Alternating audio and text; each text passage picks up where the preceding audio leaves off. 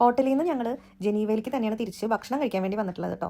ഞങ്ങൾ താമസിക്കുന്ന ഹോട്ടലിലെ റിസപ്ഷനിസ്റ്റാണ് പറഞ്ഞത് ജനീവയിലാണ് കൂടുതൽ ഓപ്ഷൻസ് ഉണ്ടാവുക ഭക്ഷണം കഴിക്കാനായിട്ട്, അതുകൊണ്ട് അങ്ങോട്ട് പോയിക്കോളൂ എന്നുള്ളത്. അപ്പോൾ ഞങ്ങൾ അങ്ങനെ തിരഞ്ഞു ഒരു ഹോട്ടൽ കണ്ടുപിടിച്ചു. ഞങ്ങൾക്ക് എല്ലാവർക്കും ജാപ്പനീസ് ഫുഡ് ഭയങ്കര ഇഷ്ടമാണ്. അപ്പോൾ ജാപ്പനീസ് ഫുഡാണെന്ന് വിചാരിച്ചിട്ടാണ് ഞങ്ങൾ ഈ ഹോട്ടൽ ചൂസ് ചെയ്തത് തന്നെ. പക്ഷേ അവിടെ ഫുഡ് വന്നു കഴിഞ്ഞപ്പോൾ എനിക്ക് ആ ഒരു സ്റ്റൈലൊന്നല്ല എനിക്ക് തോന്നിയത്. ഒരു നോർമൽ ചൈനീസ് ഫുഡിൻ്റെ ഒരു ടേസ്റ്റൊക്കെ തന്നെ ഉണ്ടായിരുന്നുള്ളൂ. ഒരു നൂഡിൽസും അതുപോലെ തന്നെ വേറെ ടൈപ്പ് ഓഫ് ഫുഡും ഞങ്ങൾ ഓർഡർ ചെയ്തിട്ടുണ്ടായിരുന്ന പേര് എനിക്ക് കറക്റ്റ് ഓർമ്മ കിട്ടുന്നില്ല കേട്ടോ. ഭക്ഷണം എന്തായാലും ടേസ്റ്റൊക്കെ ഉണ്ടായിരുന്നു കേട്ടോ. ഞങ്ങൾ എല്ലാം നല്ലോണം ആസ്വദിച്ച് കഴിക്കുന്ന കൂട്ടത്തിലുള്ള ആൾക്കാരാണ്. ഞങ്ങളിപ്പോൾ ചൂസ് ചെയ്തിട്ടുണ്ടായിരുന്ന റെസ്റ്റോറൻറ്റ് ഒരു നോർമൽ ഒരു റെസ്റ്റോറൻറ്റ് സെറ്റപ്പ് ഉള്ളൂ. പക്ഷേ എനിക്ക് തോന്നുന്നു ഇവിടെ അത്യാവശ്യം എക്സ്പെൻസീവ് ആണെന്ന് തോന്നുന്നു ഭക്ഷണത്തിന്. പിന്നെ ഇപ്പോൾ നമ്മളിപ്പോൾ സൂപ്പർ മാർക്കറ്റ് അതുപോലെ അവിടെ നിന്നൊക്കെ നമ്മൾ സാൻഡ്വിച്ച് കാര്യങ്ങളൊക്കെ വാങ്ങുന്നതിന് അത്രയ്ക്കും അങ്ങോട്ട് റേറ്റ് എനിക്ക് തോന്നിയില്ല. അതുപോലെ മാക്ഡൊണാൾഡ്സ് ഇതൊക്കെ നമുക്ക് ഒരു ഓപ്ഷനാണ് കേട്ടോ. അത് പോകെ ഞങ്ങൾ അങ്ങനത്തെ ഇതൊക്കെ സെലക്ട് ചെയ്തിട്ടുണ്ടായിരുന്നു. അങ്ങനെ ഭക്ഷണം കഴിച്ച് കഴിഞ്ഞിട്ട് ബില്ല് ചെയ്ത് ഞങ്ങൾ പതുക്കെ പുറത്തേക്ക് ഇറങ്ങി.